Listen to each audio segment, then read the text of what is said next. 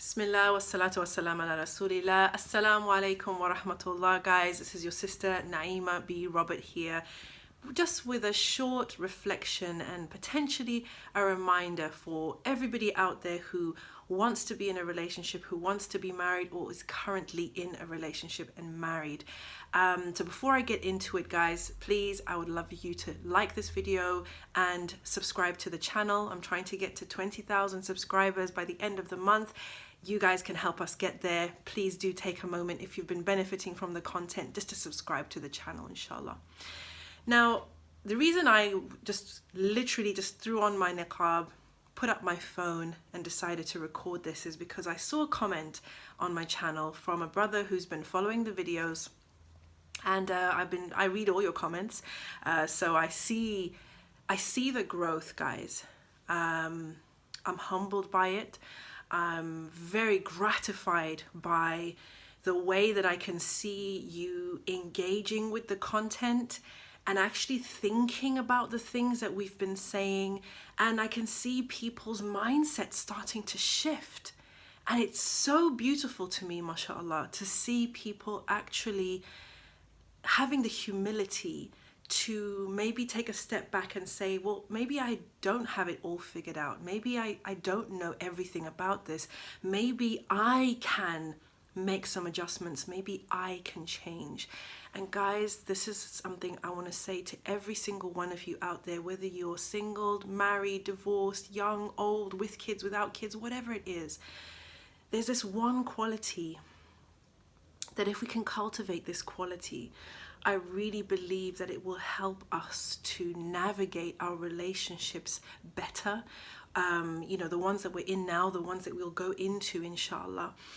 And that quality is humility. Subhanallah.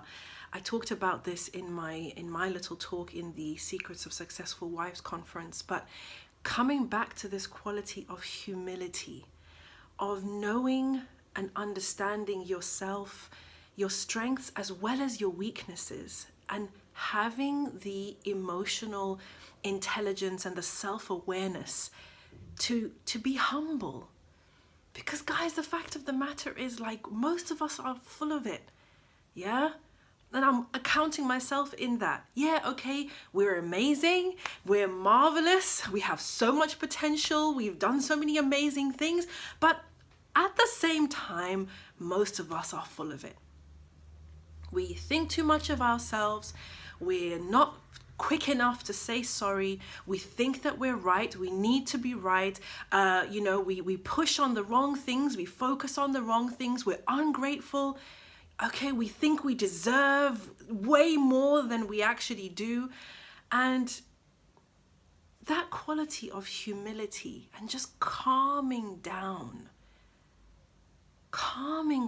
right down, to say, you know what, I'm a flawed human being, and you know what, I'm grateful that this other flawed human being puts up with me.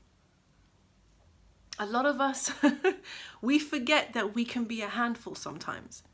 We forget that we can be a bit much. We forget that we can do our partner's head in. We forget that, our list of demands, whatever that list of demands is, might not be realistic, right? What we're expecting from our husband, what we're expecting from our wife just might not be realistic.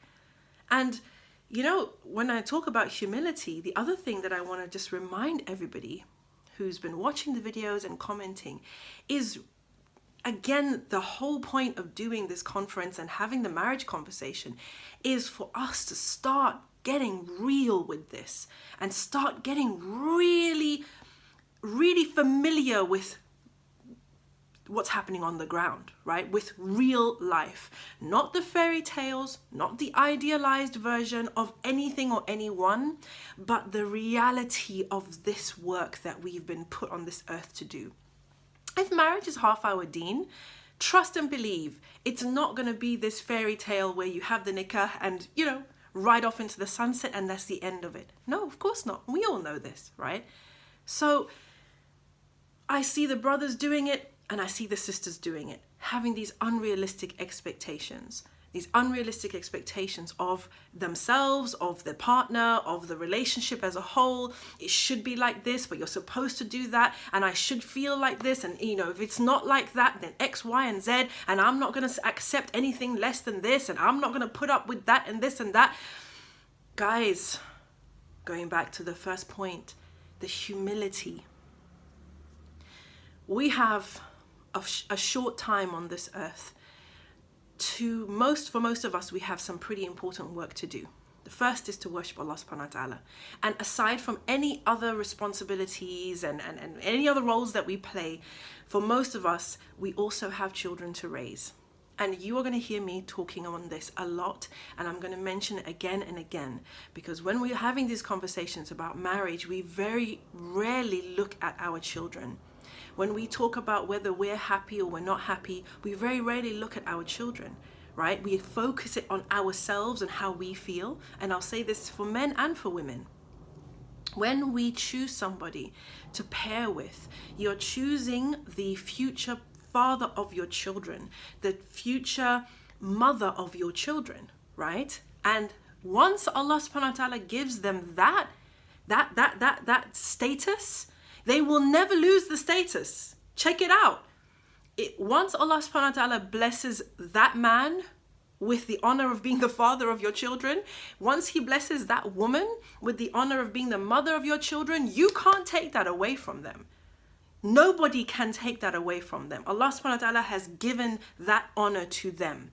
Regardless of whether you love them, you don't love them, you're happy with them, you're not happy with them, you stay together, you don't stay together, they will always be mother of your children, father of your children.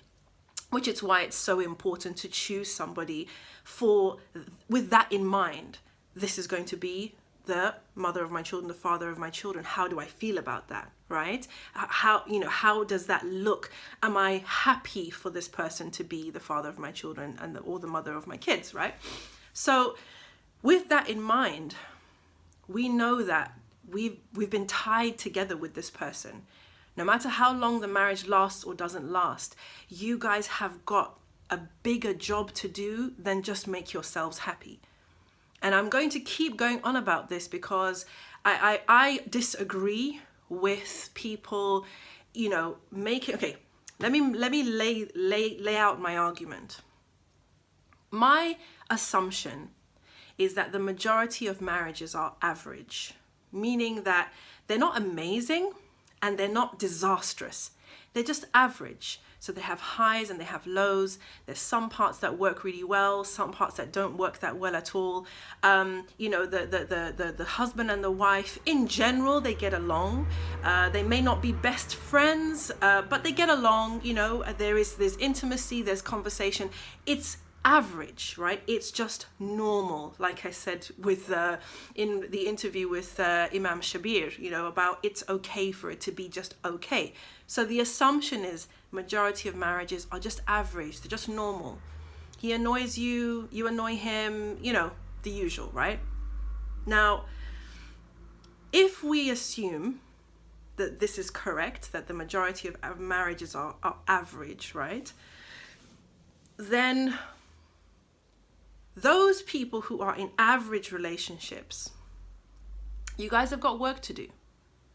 And the work is helping each other to go to Jannah, but also, if you've been blessed with children, it is to prepare the next generation, okay? This is your contribution to the ummah.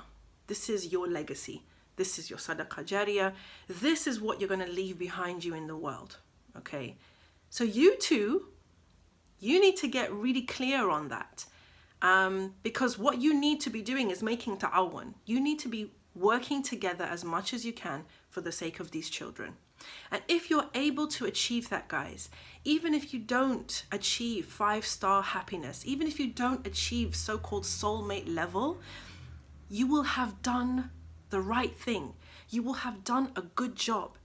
Because contrary to popular kind of belief, just because a couple are not like on the same wavelength or are not in love does not mean that the relationship is toxic. It doesn't mean that the couple is fighting. It doesn't mean that the children are growing up seeing abuse. And this is kind of the conversation that I see in the public sphere. You know, when people talk about staying together for the sake of the kids, people will say, oh no, but then, you know, what are the kids being exposed to, right? What are the kids seeing? My guess is a lot of the time the kids are not seeing that much at all. And again, we're not talking about abusive situations. We're not talking about situations that are violent or kind of really, really toxic, etc. I'm not talking about those. I don't think those are the majority. I think a lot of the time when the parents are not that happy together, what the children might see is mummy and daddy doing their own thing. They come together when they need to come together, and then the rest of the time they do their own thing. I don't know.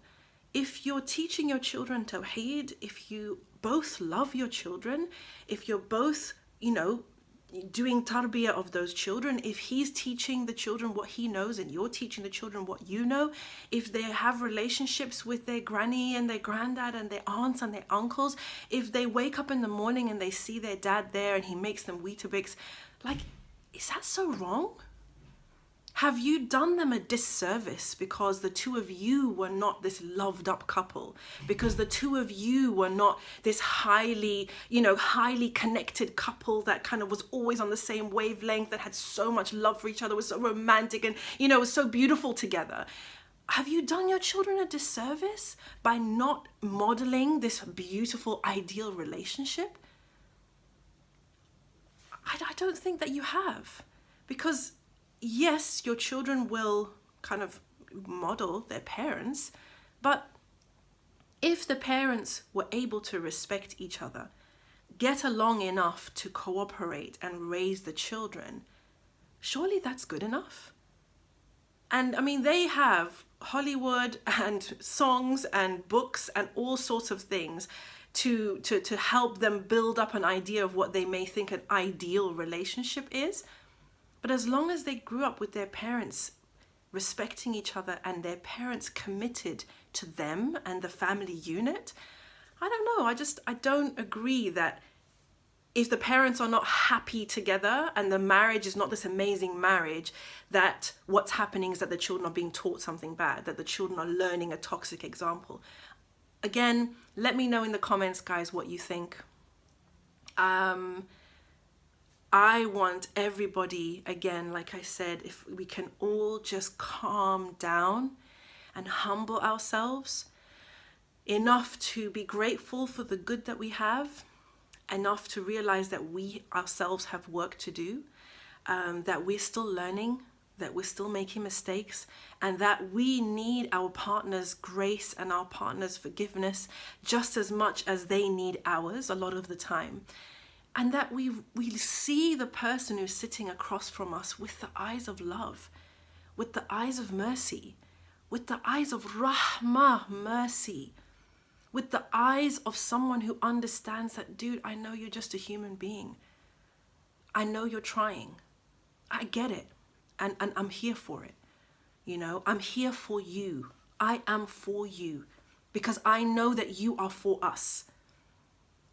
Sisters, this is directly to you. And I've said this before. If your husband's trying, love that man.